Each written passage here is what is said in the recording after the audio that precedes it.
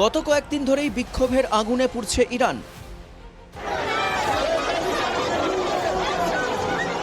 সেই আগুনে আরও হাওয়া দেন ইরানের নির্বাসিত যুবরাজ রেজা পাহলভি। তিনি ইরানের প্রাক্তন শাসক রেজা শাহ পাহলভির পুত্র। ইরানের জনগণকে গণপ্রতিবাদে নামার ডাক দেন রেজা পাহলভি। গত বছরের 27শে ডিসেম্বর ইরানের রাজধানী তেহরানে দোকানদাররা দেশে ক্রমবর্ধমান মুদ্রাস্ফীতি এবং মূল্যবৃদ্ধির প্রতিবাদে বিক্ষোভ দেখাতে শুরু করেন। ক্রমে দেশের অন্যান্য প্রান্তেও ছড়িয়ে পড়ে বিক্ষোভের আঁচ। প্রাথমিকভাবে দেশের আর্থিক অবস্থার প্রতিবাদে বিক্ষোভ চললেও ক্রমে তা খামেনেইয়ের বিরুদ্ধে সর্বাত্মক বিক্ষোভে পরিণত হয়েছে।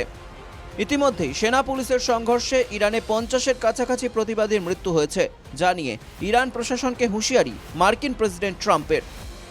We're watching the situation very carefully. I've made the statement very strongly that if they start killing people like they have in the past, we will get involved. We'll be hitting them very hard where it hurts. And that doesn't mean boots on the ground, but it means hitting them very, very hard where it hurts. So we don't want that to happen. ট্রাম্পের হুঁশিয়ারির পরেই পাল্টা সুর চড়ান Khamenei. আপনি নিজের দেশের দিকে মনোযোগ দিন। আমেরিকার অভ্যন্তরীণ সমস্যা নিয়ে ভাবুন। আপনার হাতে ইরানিদের রক্ত লেগে রয়েছে। দেশের তরুণদের ঐক্যবদ্ধ হওয়ার আহ্বান জানিয়েছেন খামেনেই। একই সঙ্গে নিজের দেশের বিক্ষোভকারীদেরও সতর্ক করেছেন ইরানের সর্বোচ্চ ধর্মীয় নেতা।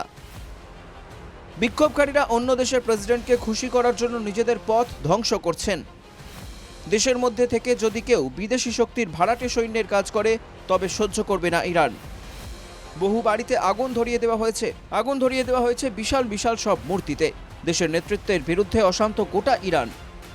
ক্রমশ নিম্নমুখী অর্থনীতির জেরে ক্ষুব্ধ ইরানবাসী। দেশ জুড়ে বিক্ষোভ ছড়াতেই কড়া হাতে দমনের চেষ্টা করছে ইরান সরকার। বিচ্ছিন্ন করা হয়েছে ইন্টারনেট এবং টেলিফোন, কিন্তু তারপরেও থামেনি প্রতিবাদ, বরং আরও অগ্নিগর্ভ হচ্ছে Iran. Bureau report, NKTV Bangla.